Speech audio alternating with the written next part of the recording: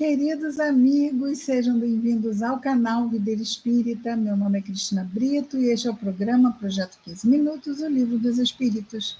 E aqui diariamente nós estudamos por mais ou menos 15 minutos o primeiro livro da codificação espírita realizada por Allan Kardec, o Livro dos Espíritos. Atualmente estamos no livro terceiro desta obra, que trata das leis morais. Este livro terceiro é composto de 12 capítulos. Estamos no 11º, penúltimo capítulo, tratando da última lei moral, da 10ª lei moral, que é a lei de justiça, amor e caridade. E entramos ontem aqui no subitem caridade e amor ao próximo. E nós lemos aqui a pergunta de Kardec sobre esmola, né? Onde então reprovais a esmola? É a pergunta, porque essa é a 888A, continuação da 888, que trata que se deve pensar da esmola. Então, a resposta dos espíritos superiores. Mas essa, então reprovais a esmola, essa resposta é dada pelo Espírito São Vicente de Paulo. Ok? E nós não lemos o último parágrafo dessa resposta. É uma resposta bem grande, né? Quando Kardec pergunta, então reprovais a esmola? E resposta é, não é a esmola que é reprovável, mas a maneira como ela é dada, né? Ou seja, não esperar que o infeliz venha ao nosso encontro, mas que nós possamos ir ao encontro dele para valorizar, não só valorizar a sua necessidade, mas preservar a sua dignidade. Respeito, consideração. A fazer ao próximo que gostaríamos que fizessem conosco, não é? Faz bastante sentido.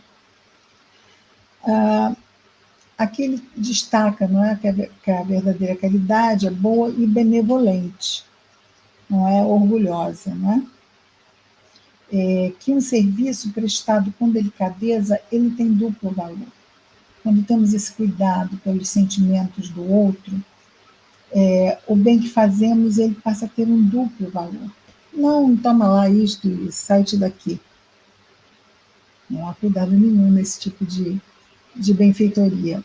Existe o mérito de dar, mas vejamos que quando é dado com um cuidado humano, tem um duplo valor, que é aqui o que diz-nos São Vicente de Paulo. Aqui ele fala da ostentação, não é? Que aí não há, porque é esse acolhimento da dor do outro. E depois, aqui, antes de entrarmos no parágrafo de hoje, que é o último dessa resposta, o penúltimo diz assim: amai-vos uns aos outros, eis toda a lei, lei divina, mediante a qual Deus governa os mundos. O amor é a lei de atração para os seres vivos e organizados. A atração é a lei de amor para a matéria orgânica. Então, a lei de amor nos rege e ela é magnética. E, por fim, diz-nos São Vicente de Paulo, que é aqui que nós retomamos hoje. Não esqueceis jamais que o espírito, qualquer que seja o grau de seu adiantamento, sua situação como reencarnado ou na erraticidade, está sempre colocado entre um superior, que o guia e aperfeiçoa, e um inferior, para com o qual tem que cumprir esses mesmos deveres que o superior cumpre com ele. Então, existe essa cadeia de solidariedade. Não é? Sede, pois, caridosos, não somente dessa caridade que vos faz tirar do bolso o óbolo que dais friamente a quem vos ousa pedi-lo. O óbolo é esmola, não é? Que te faz tirar do bolso a esmola que dás friamente a quem vos ousa pedi-lo. mas daqui, da caridade, que vos leve ao encontro das misérias ocultas. Sede indulgentes com os defeitos de vossos semelhantes. Em vez de desprezardes os ignorantes e os viciados, instruí-os e moralizai-os. Sede brandos e benevolentes para com tudo que vos seja inferior, mesmo para com os seres mais ínfimos da criação, e tereis obedecido à lei de Deus. E aqui São Vicente de Paulo, um espírito de escola, um espírito superior, vem responder esta pergunta tão pequenina e tão profunda de Kardec. Então reprovais a esmola? Não a esmola, mas a forma como muitas vezes ela é dada. Questão 889, pergunta Kardec. Não haverá homens reduzidos à mendicância por sua própria culpa? Ou seja, eles mesmos são responsáveis por estarem naquele estado? Se colocaram praticamente ali? Resposta: sem dúvida. Mas se uma boa educação moral lhes tivesse ensinado a praticar a lei de Deus, não teriam caído nos excessos que ocasionaram a sua perdição. É disto, sobretudo, que depende a melhoria do vosso globo. E aí nós voltamos, não é? Voltamos ao papel da família. Voltamos à evangelização infantil, nós darmos mais recursos aos nossos pequeninos, de crescerem mais fortalecidos para as provas que irão enfrentar mais à frente na encarnação. Então, repetindo aqui, muitos de nós podemos, encarnados, causar a nossa própria mendicância. Sem dúvida.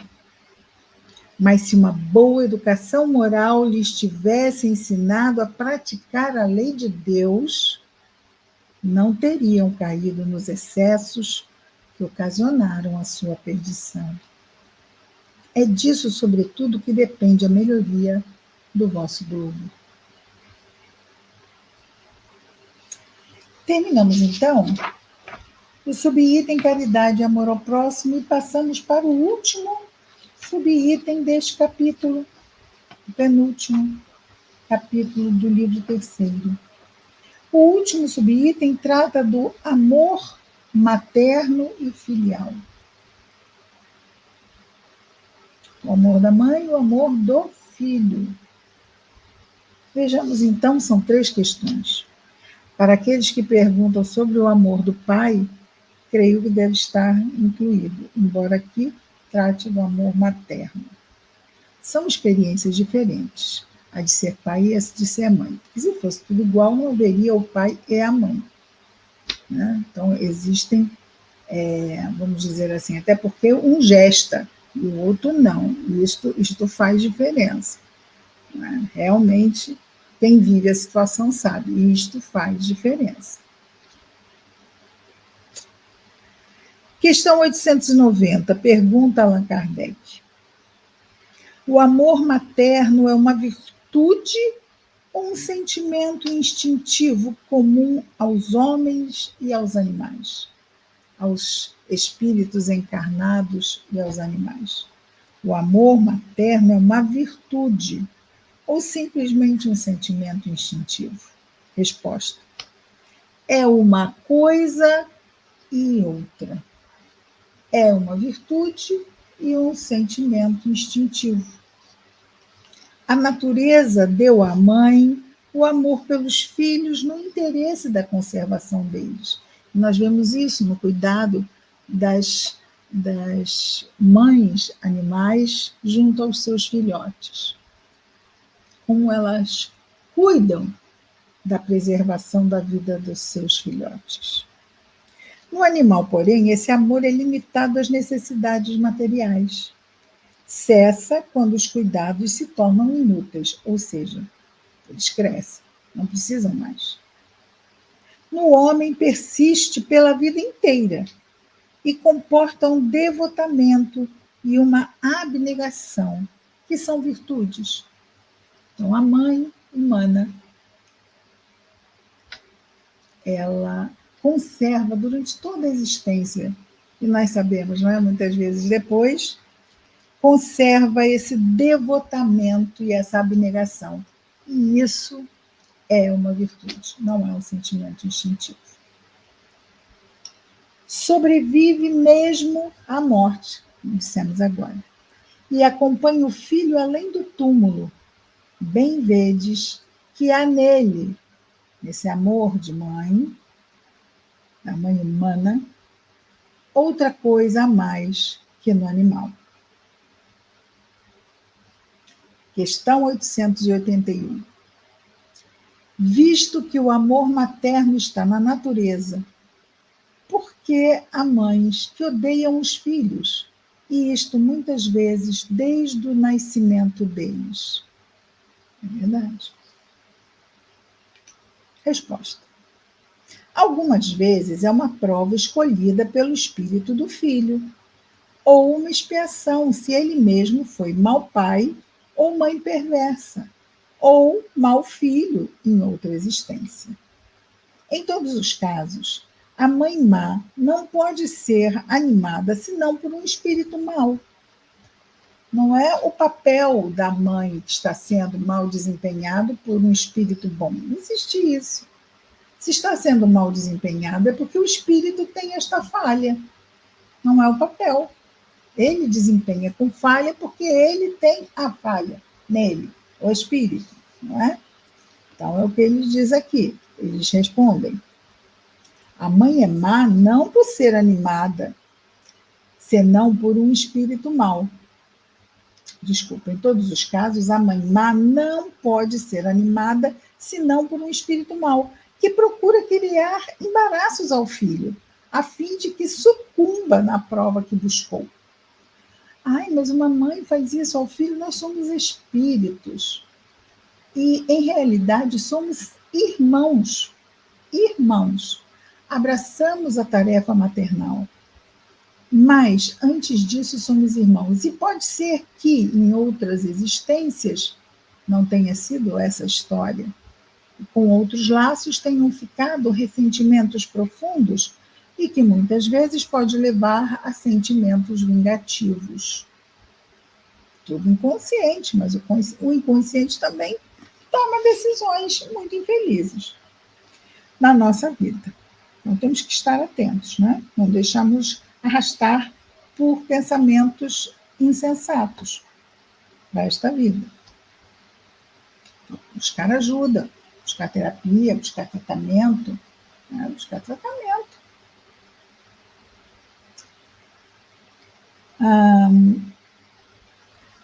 Mas essa viciação, mas essa violação das leis da natureza, que é de não cumprir o papel de proteção, que é o papel da mãe, não é?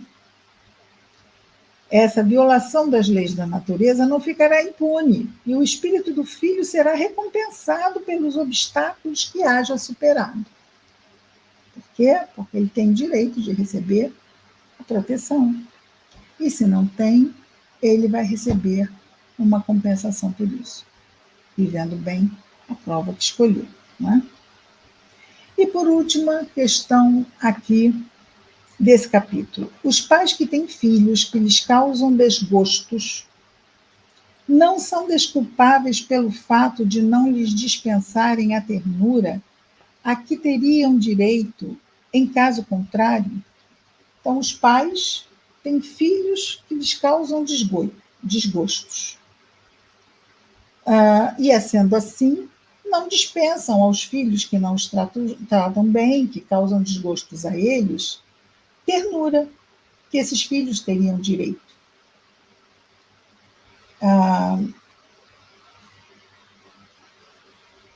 Eles são desculpáveis por fazer isso? não seriam tão desculpáveis por não terem ternura por alguém que lhe causa desgosto? Poderia ser uma desculpa para esses pais para não darem ternura? Afinal, ele me causa desgosto. Poderiam ser desculpáveis? Resposta: não, não são desculpáveis porque o filho causa desgosto. Porque é o encargo que lhes é confiado. E a missão deles é aquele não está. Agora ele deixou claro que não é só a maternidade, mas a paternidade também, não é? Porque ele fala os pais. E a resposta, não, porque é um encargo que lhes é confiado, e a missão deles consiste em se esforçarem por encaminhar os filhos para o bem.